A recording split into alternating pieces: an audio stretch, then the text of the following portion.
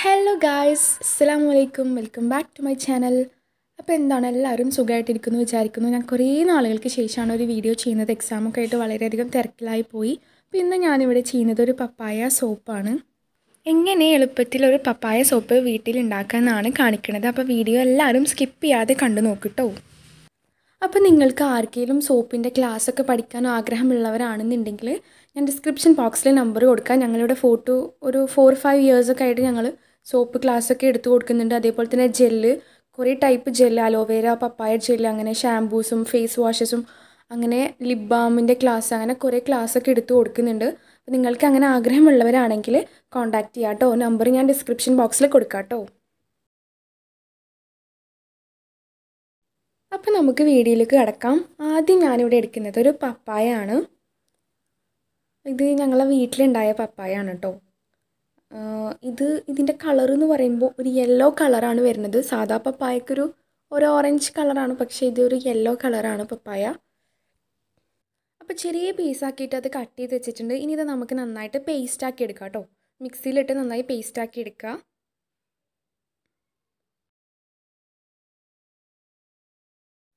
അപ്പോൾ ഇത് നന്നായി പേസ്റ്റാക്കി ഇട്ടിട്ടുണ്ട്. എന്നിട്ട് അതൊരു ബൗളിലേക്ക് മാറ്റിയിട്ടുണ്ട്. ഇനി നമുക്ക് വേണ്ടത് ഇവിടെ സോപ്പ് ബേസാണ്. ഞാനിവിടെ ഗ്ലിസറിൻ്റെ സോപ്പ് ബേസാണ് എടുത്തിട്ടുള്ളത്. അപ്പോൾ 100 ഗ്രാമിൻ്റെ 4 സോപ്പ് ഉണ്ടാക്കാനുള്ള ഒരു വിധത്തിലാണ് ഞാൻ സോപ്പ് ബേസ് എടുത്തിട്ടുള്ളത്. ഒരു 350 ഗ്രാമൊക്കെയാണ് സോപ്പ് ബേസ് എടുത്തിട്ടുള്ളത് കേട്ടോ. എന്നിട്ട് അത് നന്നായിട്ട് മെൽറ്റ് ചെയ്തിട്ടുണ്ട്. ഡബിൾ ബോയിൽ ചെയ്തിട്ട് നന്നായി മെൽറ്റ് ചെയ്തിട്ടുണ്ട്. ഇനി നേരത്തെ നമ്മൾ പേസ്റ്റ് ആക്കി വെച്ച ആ ഒരു പപ്പായ പേസ്റ്റ് നമ്മൾ അതിൽ ആഡ് ചെയ്ത് കൊടുക്കുകയാണ്. എന്നിട്ട് നന്നായിട്ട് മിക്സ് ചെയ്ത് കൊടുക്കുക കേട്ടോ.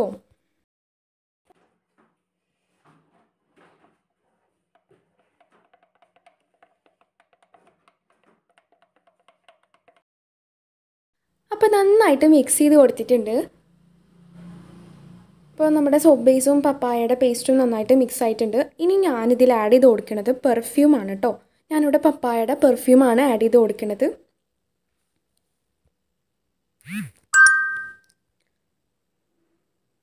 ഒരു 4-5 ഡ്രോപ്സൊക്കെ മതിയാവും കേട്ടോ. പിന്നെ നമ്മൾക്ക് ഒന്നും കൂടെ പെർഫ്യൂം വേണമെന്ന് ആഗ്രഹമുള്ളവർക്ക് ഒന്നുകൂടെ ഒരു 2-3-4 ഡ്രോപ്പ് എക്സ്ട്രാ ആഡ് ചെയ്ത് കൊടുക്കാം. ഞാനിപ്പോൾ ഇവിടെ ഒരു 5-6 ഡ്രോപ്സൊക്കെ ആഡ് ചെയ്ത് കൊടുക്കുന്നുണ്ട്. എന്നിട്ട് നന്നായി മിക്സ് ചെയ്ത് കൊടുക്കുക. പിന്നെ ഞാനിവിടെ ആഡ് ചെയ്ത് കൊടുക്കുന്നത് കളറാണ് കേട്ടോ. ഒരു ഓറഞ്ച് കളറ് ആണ് ആഡ് ചെയ്ത് കൊടുക്കുന്നത്. നല്ല ഓറഞ്ച് കളർ പപ്പായ ആണെന്നുണ്ടെങ്കിൽ നമുക്ക് കളർ ആഡ് ചെയ്ത് കൊടുക്കേണ്ട ആവശ്യമില്ല. ഞാനിപ്പോൾ ഇവിടെ എടുത്ത പപ്പായ ഒരു യെല്ലോ കളർ ആയതുകൊണ്ട് ഞാൻ കുറച്ച് കളർ ആഡ് ചെയ്ത് കൊടുക്കുന്നുണ്ട് കേട്ടോ.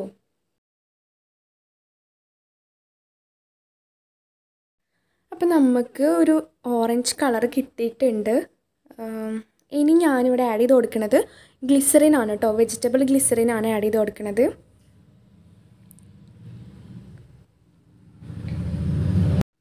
അപ്പം ഞാനിവിടെ ഒരു 5 ml ആണ് വെജിറ്റബിൾ ഗ്ലിസറിൻ ആഡ് ചെയ്ത് കൊടുക്കുന്നത് കേട്ടോ.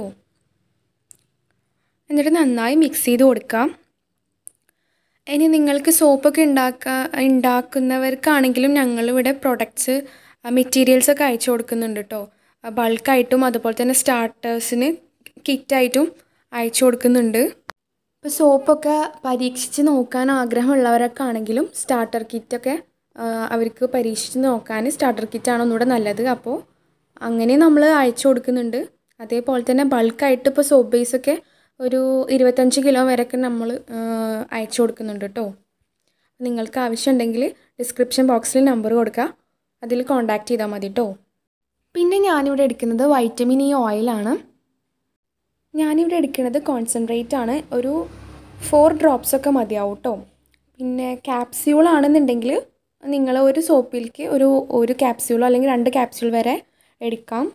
ഇപ്പം നമ്മളുടെ സോപ്പിൻ്റെ ബേസൊക്കെ റെഡി ആയിട്ടുണ്ട്. നമ്മളത് മോൾഡിലേക്ക് ഒഴിച്ചു കൊടുക്കണം കേട്ടോ. വളരെ എളുപ്പത്തിൽ ഒരു 10 മിനിറ്റ് കൊണ്ടാണ് നമ്മളിപ്പോൾ ഈ സോപ്പ് ഇവിടെ റെഡിയാക്കി കഴിഞ്ഞിട്ടുള്ളത്. നിങ്ങളെല്ലാവരും ഒന്ന് ട്രൈ ചെയ്ത് നോക്കിട്ടോ. നിങ്ങളുടെ ഫാമിലീസിനും ഫ്രണ്ട്സിനും ഒക്കെ ഒന്ന് ഷെയർ ചെയ്ത് കൊടുക്കുക. അപ്പോൾ എല്ലാവരും ഒന്ന് ട്രൈ ചെയ്ത് നോക്കിയിട്ട് കമൻറ്റ് ബോക്സിൽ പറയട്ടോ.